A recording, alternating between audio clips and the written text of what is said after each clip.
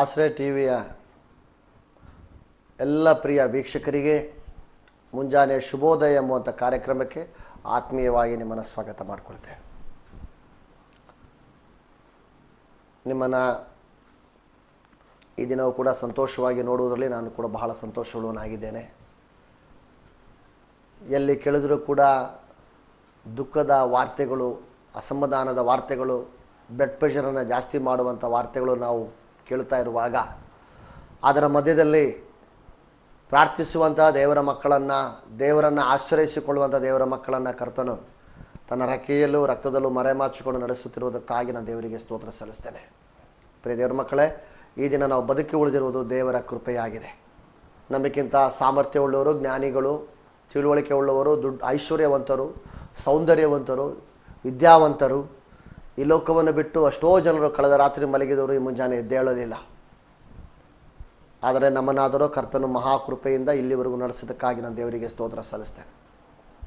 ಪ್ರಿಯ ವೀಕ್ಷಕರೇ, ನಾವು ಏನು ಕೇಳುವುದಕ್ಕಿಂತ ಮುಂಚೆ ನಮ್ಮ ಕಿವಿಗಳಲ್ಲಿ ಯಾವುದೇ ಸುದ್ದಿ, ಈ ಲೋಕದ ಸುದ್ದಿ ಕೇಳುವುದಕ್ಕಿಂತ ಮುಂಚೆ ಮೊಟ್ಟ ಮೊದಲು ದೇವರ ಶಬ್ದವನ್ನು ಕೇಳುವುದಕ್ಕಾಗಿ ನಮ್ಮನ್ನು ತಗ್ಗಿಸಿಕೊಳ್ಳೋಣ, ಪ್ರಾರ್ಥನೆ ಮಾಡಿಕೊಳ್ಳೋಣ. ಈ ರೀತಿಯಾಗಿ ದೇವರ ಹತ್ರ ಪ್ರಾರ್ಥನೆ ಮಾಡೋಣ. ಸ್ವಾಮಿ, ಈ ದಿನದ ನನ್ನ ಎಲ್ಲ ಕೆಲಸ ಕಾರ್ಯಗಳಲ್ಲಿ ನೀನು ನನ್ನ ಸಂಗಡ ಇದು ನಡೆಸಬೇಕೆಂಬುದಾಗಿ ಪ್ರೀತಿಯುಳ್ಳ ಪರಲೋಕದ ದೇವರೇ, ನಿನ್ನ ಪರಿಶುದ್ಧವಾದ ನಾಮಕ್ಕೆ ಸ್ತೋತ್ರವಾಗಲಿ. ಅಪ್ಪ, ನಾವು ನಿನ್ನ ಸನ್ನಿಧಾನಕ್ಕೆ ಬಂದಿದ್ದೇವೆ. ದೇವರೇ, ನೀನು ನಮ್ಮ ಸಂಗಡ ಮಾತನಾಡಬೇಕೆಂಬುದಾಗಿ ನಾನು ಪ್ರಾರ್ಥಿಸ್ತೇನೆ. ಈ ದಿನದ ನಮ್ಮ ಕೆಲಸ ಕಾರ್ಯಗಳಲ್ಲಿ, ನಮ್ಮ ಹೋಗು ಬರೋಣ ದಾರಿಗಳಲ್ಲಿ ನಿಮ್ಮ ಸಾನ್ನಿಧ್ಯ ನಮ್ಮ ಸಂಗಡ ಇರಬೇಕೆಂಬುದಾಗಿ ನಾವು ಪ್ರಾರ್ಥಿಸ್ತೇವೆ. ಸಹಾಯ ಮಾಡುತ್ತಂದೆ, ಕೃಪೆ ತೋರಿಸು. ನಮ್ಮ ಬಾಯಿಯ ಮಾತು, ಹೃದಯದ ಧ್ಯಾನ ನಿನಗೆ ಸಮರ್ಪಕ್ಕೂ ಮೆಚ್ಚುಗೆ ಆಗಿರಲಿ. ಯೇಸು ಕ್ರಿಸ್ತ ನಾಮದಲ್ಲಿ ತಂದೆ, ಆಮೇಲೆ. ಪ್ರಿಯ ವೀಕ್ಷಕರೇ, ಶುಭೋದಯ ಕಾರ್ಯಕ್ರಮ ನಿಮ್ಮ ಜೀವಿತದಲ್ಲಿ ದೊಡ್ಡ ಆಶೀರ್ವಾದ ತರ್ತದೆ ಎಂಬುದಾಗಿ ಕೇಳೋದ್ರಲ್ಲಿ ನಾನು ಅತ್ಯಂತ ಸಂತೋಷವುಳ್ಳವನಾಗಿದ್ದೇನೆ.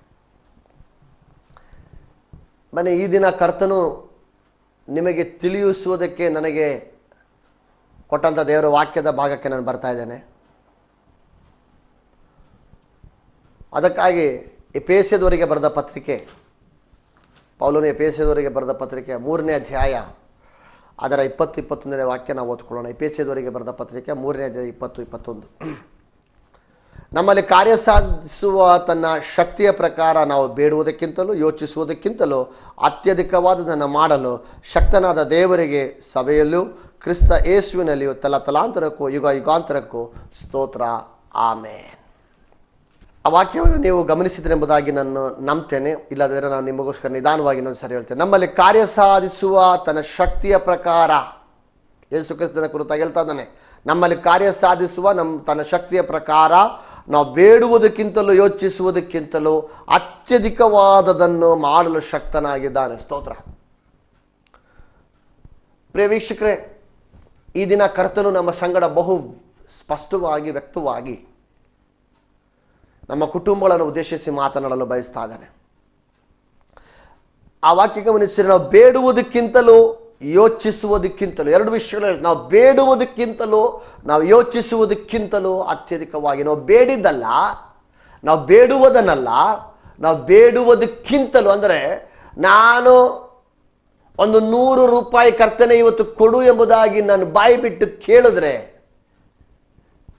ಬೇಡುವುದಕ್ಕಿಂತಲೂ ಅಂದರೆ ಅದಕ್ಕಿಂತ ಜಾಸ್ತಿ, ಅಥವಾ ದೇವರು ನಾನು 100 ರೂಪೀಸ್ ಅಥವಾ 100 ರೂಪಾಯಿನ ದೇವರ ಹತ್ರ ಬೇಡಿದರೆ, ನಾನು ಬೇಡದೇ ಇರುವುದು ಕೂಡ ಸೇರಿಸಿ, ಅಂದರೆ ಅದಕ್ಕೆ 100ನ್ನು ಸೇರಿಸಿ 200 ರೂಪಾಯಿಗಳನ್ನು ಕರ್ತನು ಕೊಡುವನಾಗಿದ್ದಾನೆ ಎಂಬುದೇ ಅರ್ಥ. ಹಣದ ವಿಚಾರವಾಗಿ ನಾನು ಉದಾಹರಣೆಗಾಗಿ ತೆಗೆದುಕೊಂಡಷ್ಟೆ. ನೀನು ಬೇಡಿದ್ದು ಇಷ್ಟು, ಆದರೆ ಕರ್ತನು ಕೊಡುವಾಗ ಅದಕ್ಕಿಂತ ಡಬಲ್ ಆಗಿ ಕೊಡುವನು. ಅದೇ ಅದರ ಅರ್ಥ. ಬೇಡುವುದಕ್ಕಿಂತಲೂ ಯೋಚಿಸುವುದಕ್ಕಿಂತಲೂ. ನಾನು ಯೋಚಿಸುವುದು ನನ್ನ ಬುದ್ಧಿಗನುಸಾರವಾಗಿ, ಆದರೆ ದೇವರು ಯೋಚಿಸುವ ದೇವರ ಬುದ್ಧಿಗನುಸಾರವಾಗಿ. ಯಾಕಂದರೆ ಅದು ಯಾವಾಗಲೂ ಜಾಸ್ತಿ ಇರ್ತದೆ.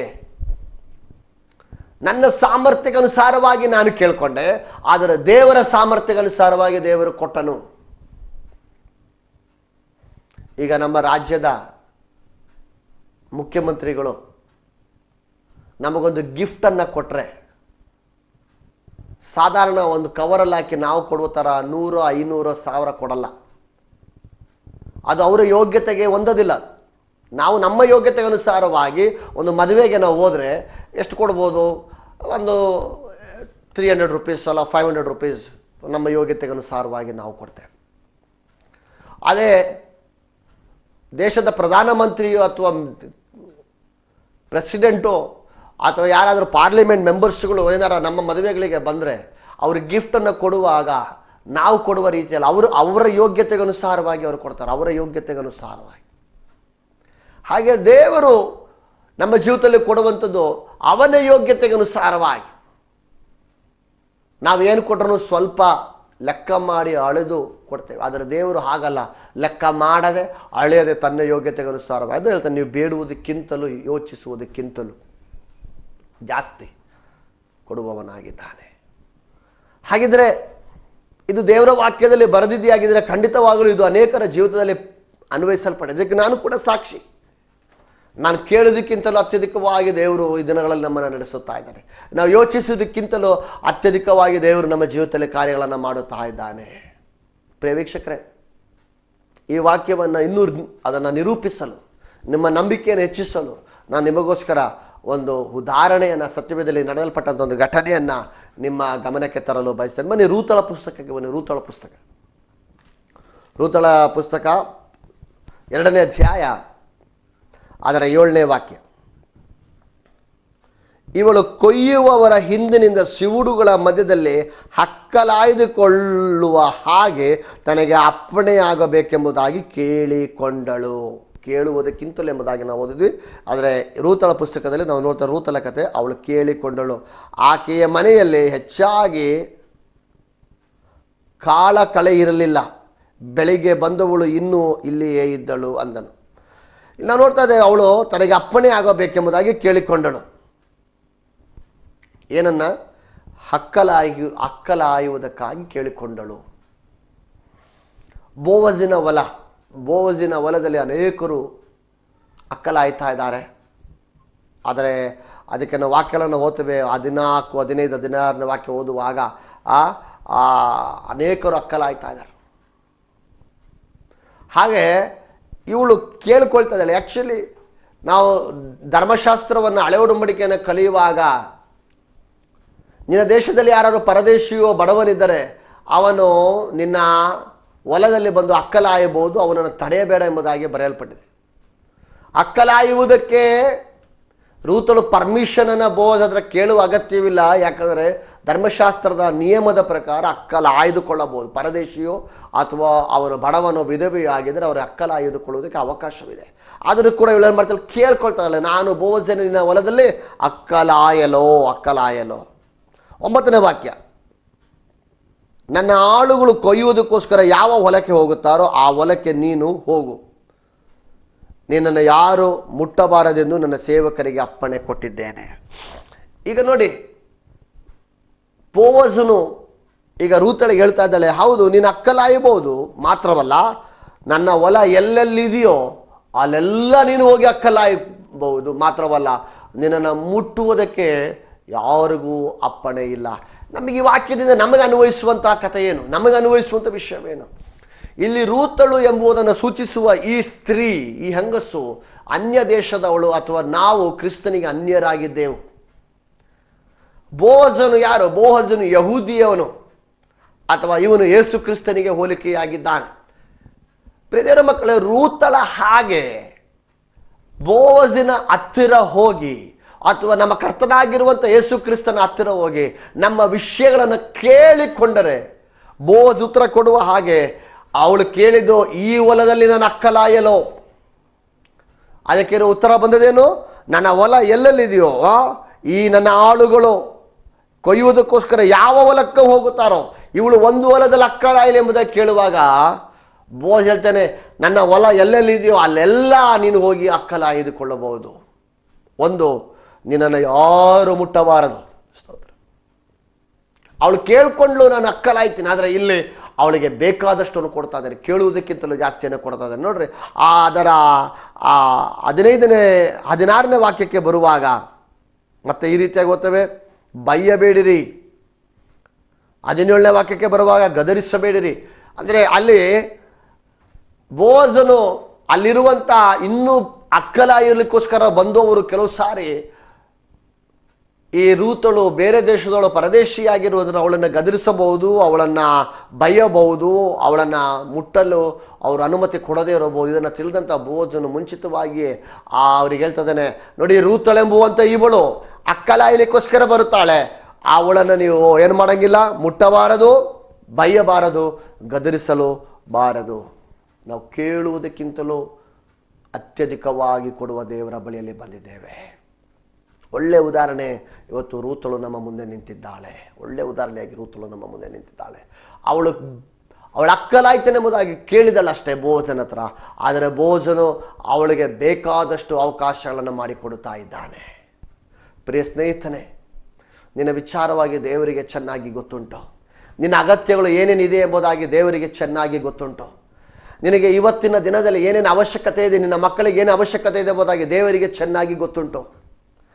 ನೀನು ನಿನ್ನ ಹೆಂಡತಿಯನ್ನು ಅರ್ಥ ಮಾಡಿಕೊಂಡಿರುವುದಕ್ಕಿಂತ, ನಿನ್ನ ಗಂಡನು ನಿನ್ನನ್ನು ಅರ್ಥ ಮಾಡಿಕೊಂಡಿರುವುದಕ್ಕಿಂತ ನನ್ನ ದೇವರು ನಿನ್ನನ್ನು ಚೆನ್ನಾಗಿ ಅರ್ಥ ಮಾಡಿಕೊಂಡಿದ್ದಾನೆ.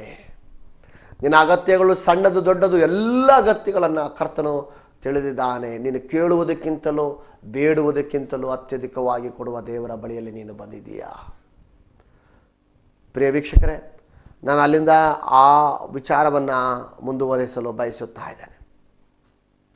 ನೋಡಿ, ಅದರ 2ನೇ ಭಾಗಕ್ಕೆ ನಾವು ಬರುವುದಾದರೆ 2ನೇ ಅಧ್ಯಾಯದ 7ನೇ ವಾಕ್ಯ ಮಾತ್ರ ನಾನು ನಿಮ್ಮ ಮುಂದೆ ಮತ್ತೊಂದು ಸರಿ ಓದಲು ಇಷ್ಟಪಡ್ತೇನೆ.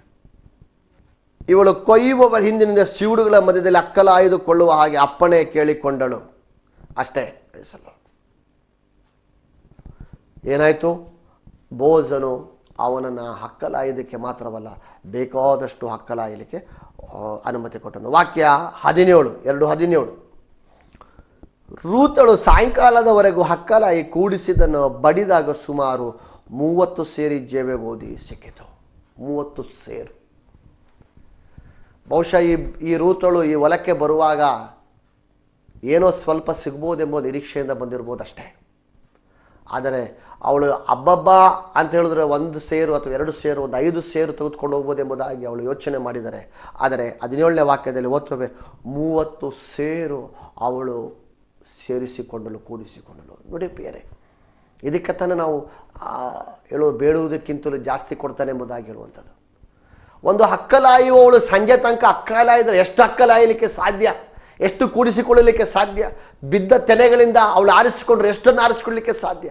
ಆದರೆ ಸರ್ವಶಕ್ತನಾಗಿರುವ ದೇವರು ಅವಳ ಅಗತ್ಯವನ್ನು ತಿಳಿದು ಅವಳಿಗೆ ಬೇಕಾಗಿರುವುದಕ್ಕಿಂತಲೂ ಅಧಿಕವಾಗಿ ಕೊಟ್ಟು ಬಿಡೋನು. ಬಹುಶಃ ಅನಿಸುತ್ತೆ ರೂತಳಿಗೆ ಇದು ಒಂದು ದಿನಕ್ಕಲ್ಲ, ಒಂದು ವಾರಕ್ಕಲ್ಲ, ಒಂದು ತಿಂಗಳಿಗಲ್ಲ, ಅನೇಕ ತಿಂಗಳು ಕೂಡಿಸಿಟ್ಟು ತಿನ್ನುವಷ್ಟು ದೇವರು ಅವಳಿಗೆ ಅಧಿಕವಾಗಿ ಕೊಟ್ಟು ಬಿಟ್ಟನು. 1 ಸೇರು ಕೇಳಿದ ಜಾಗದಲ್ಲಿ 30 ಸೇರು ಜವಗೋಧಿಯನ್ನು ಇಲ್ಲಿ ರೂತಳು ಅಕ್ಕಲಾಯ್ದುಕೊಳ್ಳುತ್ತಿದ್ದಾಳೆ. ಕೇಳುವುದಕ್ಕಿಂತಲೂ ಅಧಿಕವಾಗಿ ಕೊಡುವಂತಹ ದೇವರು.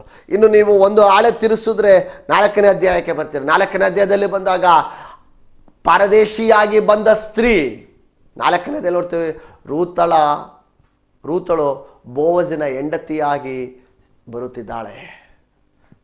ಇನ್ನು ನೀವು ಮತ್ತಾಯನ ಸುವಾರ್ತೆಗೆ ಬಂದರೆ ಈ ರೂತಳು ಯೇಸು ಕ್ರಿಸ್ತನಿಗೆ ಅಜ್ಜಿಯಾಗಿ ಬರುತ್ತಾ ಇದ್ದಾಳೆ. ಪ್ರೀತಿಯವರ ಮಕ್ಕಳೇ, ನಾವು ಯೋಚಿಸುವುದಕ್ಕಿಂತಲೂ ದೇವರು ನಮ್ಮನ್ನು ಉನ್ನತಿಗೆ ತರಿಸುವವನಾಗಿದ್ದಾನೆ. ಈಕೆ ಒಂದು ಪರದೇಶಿಯಾಗಿ ಭಿಕ್ಷೆ ಬೇಡುತ್ತಾ ಬಂದಳು. 4ನೇ ಅಧ್ಯಾಯಕ್ಕೆ ಬರುವಾಗ ಅವಳೀಗ ಬೋವಜಿನ ಹೆಂಡತಿಯಾಗುತ್ತಿದ್ದಾಳೆ. ಅದು ಅವಳ ಯೋಚನೆಗೂ ಮೀರಿದಂಥ ವಿಷಯ. ಯೋಚಿಸುವುದಕ್ಕಿಂತಲೂ ಅಧಿಕವಾಗಿ ಕೊಡುವಂಥ ದೇವರು. ನಾನು ಈಗ ತಾನು ಹೇಳಿದ ಹಾಗೆ ಮತ್ತಾಯನ ಬರೆದ ಸುವಾರ್ತೆ ನಾವು ನೋಡುವ 1ನೇ ಅಧ್ಯಾಯದಲ್ಲಿ ಅವಳು ಯೇಸು ಕ್ರಿಸ್ತನಿಗೆ ಅಜ್ಜಿಯಾದಳೆಂಬುದಾಗಿ ಬರೆಯಲ್ಪಟ್ಟಿದೆ. ಈಗ ಅವಳು ಅಕ್ಕಲಾಯಲಿಕ್ಕೆ ಬಂದಾಗ ಅವಳನ್ನು ಬೈದವರು, ಅವಳನ್ನು ನಿಂದಿಸಿದವರು ಈಗ ಅವಳ ಮುಂದೆ ತಲೆಬಾಗಿ ನಿಂತುಕೊಳ್ಳಬೇಕು. ಯಾಕಂದರೆ ಆ ಹೊಲಕ್ಕೆ ಅವಳು ಯಜಮಾನಿಯಾಗಿದ್ದಾಳೆ. ಬೋವಜಿನ ಪತ್ನಿ ಅಂದರೆ ಆ ಬೋವಜಿನ ಹೊಲಕ್ಕೆ ಅವಳು ಕೂಡ ಪಾಲುಗಾರರು ಅಥವಾ ಯಜಮಾನಿಯಾಗಿದ್ದಾಳೆ. ನೋಡಿ, ಒಬ್ಬನನ್ನು ದೇವರು ಮೇಲಕ್ಕೆ ತಂದರೆ ಎಲ್ಲಿವರೆಗೆ ತರಬಹುದು? ಸ್ತೋತ್ರ. ಈ ಸಂದೇಶವನ್ನು ಕೇಳುತ್ತಂಥ ಪ್ರಿಯ ಸಹೋದರನೇ, ರೂತಳ ಜೀವಿತದಲ್ಲಿ ಪರದೇಶಿಯಾಗಿ ಬಂದು ಬಂದು ಹಕ್ಕಲಾಯಲಿಕ್ಕೆ ಬಂದವಳು. ಬೋವಜಿನ ಹೆಂಡತಿಯಾಗಿ ನಂತರ ಯೇಸು ಕ್ರಿಸ್ತನಿಗೆ ಅಜ್ಜಿ ಆಗುವ ಮಟ್ಟಿಗೆ ಅವಳು ಯೋಚಿಸುವುದಕ್ಕಿಂತಲೂ ದೇವರು ಅವಳನ್ನು ಆ ಸ್ಥಾನಕ್ಕೆ ತಂದಿದೆಯಾಗಿದ್ದಾರೆ. ನನ್ನ ಶಬ್ದವನ್ನು ಕೇಳುತ್ತಿರೋ ಪ್ರಿಯ ಸಹೋದರನೇ, ನಿನ್ನ ಮಗನ ವಿಚಾರದಲ್ಲಿ, ನಿನ್ನ ಮಗಳ ವಿಚಾರದಲ್ಲಿ, ನಿನ್ನ ತಂಗಿಯ ವಿಚಾರದಲ್ಲಿ, ನಿನ್ನ ತಮ್ಮನ ವಿಚಾರದಲ್ಲಿ ನೀನು ಯೋಚನೆ ಮಾಡುವುದೇನು? ಬೇಡುವುದಕ್ಕಿಂತಲೂ ಜಾಸ್ತಿ ಕೊಡುವವನಾಗಿದ್ದಾನೆ ನಾನು ಪ್ರಸಂಗ ಮಾಡುತ್ತಿರುವಂಥ ಯೇಸು ಕ್ರಿಸ್ತನು. ಯೋಚಿಸುವುದಕ್ಕಿಂತಲೂ ಜಾಸ್ತಿ ಕೊಡುವವನಾಗಿದ್ದಾನೆ ಯೇಸು ಕ್ರಿಸ್ತನು. ಅಕ್ಕಲಾಯಲಿಕ್ಕೆ ಬಂದವಳು ಹೊಲದ ಯಜಮಾನಿ ಆಗುವ ಮಟ್ಟಿಗೆ ದೇವರು ಅವಳನ್ನು ಮೇಲಕ್ಕೆ ತಂದಿದೆಯಾಗಿದ್ದಾರೆ. ಈ ಸಂದೇಶದಿಂದ ನಿನ್ನ ಸಂಗಡ ಮಾತನಾಡುತ್ತಿರುವಂಥ ಸರ್ವಶಕ್ತನಾಗಿರುವ ದೇವರು ಹೇಳುತ್ತಿದ್ದಾನೆ, ನೀನು ಯೋಚಿಸುವುದಕ್ಕಿಂತಲೂ ನಿನ್ನನ್ನು ಮೇಲಕ್ಕೆ ನಾನು ತರುತ್ತೇನೆ. ನೀನು ಕೆಲಸ ಮಾಡುವ ಕಂಪನಿಯಲ್ಲಿ, ನೀನು ಕೆಲಸಕ್ಕೆ ಹೋಗುವಂಥ ಆ ಜಾಗದಲ್ಲಿ ಇವತ್ತು ನಿನ್ನನ್ನು ಹೀಯಾಳಿಸಿ, ಇವತ್ತು ನಿನ್ನ ಸ್ಥಿತಿಯನ್ನು ನೋಡಿ ಅವಮಾನಿಸಿ, ನಿನ್ನನ್ನು ಚುಚ್ಚುವ ಮಾತುಗಳಿಂದ, ಹಿಂಸಿಸುವ ಮಾತುಗಳಿಂದ ಆಡುತ್ತಿರುವಂಥ ಅವರ ಮುಂದೆ ನಿನ್ನ ತಲೆಯನ್ನು ಮೇಲಕ್ಕೆತ್ತುವಂಥ ಒಂದು ದಿವಸವಾದೆ. 23ನೇ ಕೀರ್ತನೆ ಓದುವಾಗ, ವೈರಿಗಳ ಮುಂದೆ ಔತಣವನ್ನು ನಾನು ಸಿದ್ಧ ಮಾಡ್ತೇನೆ ಎಂಬುದಾಗಿ ದೇವರು ಹೇಳಿದ್ದಾನೆ. ಒಂದು ಸೇರು ಜವಗೋದಿಯನ್ನು ಕೇಳಿದ ಸ್ಥಾನದಲ್ಲಿ 30 ಸೇರು ಜವಗೋದಿಯನ್ನು ತುಂಬಿಸಿಕೊಂಡಳು. ಕೇಳುವುದಕ್ಕಿಂತಲೂ ಅಕ್ಕಲಾಯಿಲ್ಲ ಎಂಬುದಾಗಿ ಕೇಳಿಕೊಂಡಳು. ಹೊಲದ ಯಜಮಾನಿಯಾದಳು. ನಾನು ಯಾವುದು ಸೇರಿಸಿ ಎಲ್ಲ ದೇವರ ವಾಕ್ಯದಲ್ಲಿ ಇರುವುದನ್ನು. ಹಾಗಿದ್ದರೆ ಈ ವಾಕ್ಯದಲ್ಲಿ ಬರೆಯಲ್ಪಟ್ಟಿರುವ ಎಲ್ಲವೂ ಸತ್ಯವೇ ಆಗಿದ್ದರೆ ನಿನ್ನ ಜೀವಿತದಲ್ಲೂ ಕೂಡ ದೇವರು ಖಂಡಿತವಾಗಿ ಒಂದು ಅದ್ಭುತವನ್ನು ಮಾಡುತ್ತಾನೆ. ಕೇಳುವುದಕ್ಕಿಂತಲೂ ಯೋಚಿಸುವುದಕ್ಕಿಂತಲೂ ಅತ್ಯಧಿಕವಾಗಿ ಕೊಡುವಂಥ ದೇವರು. ಪ್ರಾರ್ಥನೆ ಮಾಡಿಕೊಳ್ಳೋಣ. ಪ್ರೀತಿಯುಳ್ಳ ಪರಲೋಕದ ದೇವರೇ, ಕೇಳುವುದಕ್ಕಿಂತಲೂ ಯೋಚಿಸುವುದಕ್ಕಿಂತಲೂ ಅಧಿಕವಾಗಿ ಕೊಡುತ್ತೇನೆ ಎಂಬುದಾಗಿ ನೀವು ಹೇಳಿದ್ದೀರಲ್ಲ. ರೂತಳು ಕೇಳುವುದಕ್ಕಿಂತಲೂ, ರೂತಳು ಯೋಚಿಸುವುದಕ್ಕಿಂತಲೂ ಅಧಿಕವಾಗಿ ನೀನು ಕೊಟ್ಟಿದ್ದ ದೇವರಾಗಿದೆ. ಈ ಸಹೋದರನ ಕುಟುಂಬದಲ್ಲಿ ದೇವರೇ ನೀನು ಅಧಿಕವಾಗಿ ಕೊಡಬೇಕೆಂಬುದಾಗಿ ನಾನು ಪ್ರಾರ್ಥಿಸ್ತೇನೆ. ಅನುಗ್ರಹಿಸು ದೇವರೇ. ಏಳಿಗೆಯನ್ನು ಉಂಟು ಮಾಡು. ಯೋಚಿಸುವುದಕ್ಕಿಂತಲೂ ಅಧಿಕವಾಗಿ ಕೊಡುವಂಥ ದೇವರು ಈ ಕುಟುಂಬದಲ್ಲಿ ಇನ್ನೂ ಅಧಿಕವಾಗಿ ದಯಪಾಲಿಸಿರಿ, ಅನುಗ್ರಹಿಸಿರಿ ಕರ್ತನೆ. ಯೇಸು ಕ್ರಿಸ್ತನ ನಾಮದಲ್ಲಿ ತಂದೆ, ಆಮೆನ್. ಪ್ರಿಯ ಸಹೋದರನೇ, ಪ್ರಿಯ ಸಹೋದರಿ, ಯೋಚಿಸುವುದಕ್ಕಿಂತಲೂ ಬೇಡುವುದಕ್ಕಿಂತಲೂ ಅಧಿಕವಾಗಿ ಕೊಡುವಂಥ ದೇವರು ನಿನ್ನ ಕುಟುಂಬದಲ್ಲಿ ತನ್ನ ಕೆಲಸವನ್ನು ಪ್ರಾರಂಭಿಸಿದ್ದಾನೆ. ದೇವರು ನಿನ್ನನ್ನು ಆಶೀರ್ವದಿಸಲಿ. ಆಮೆನ್.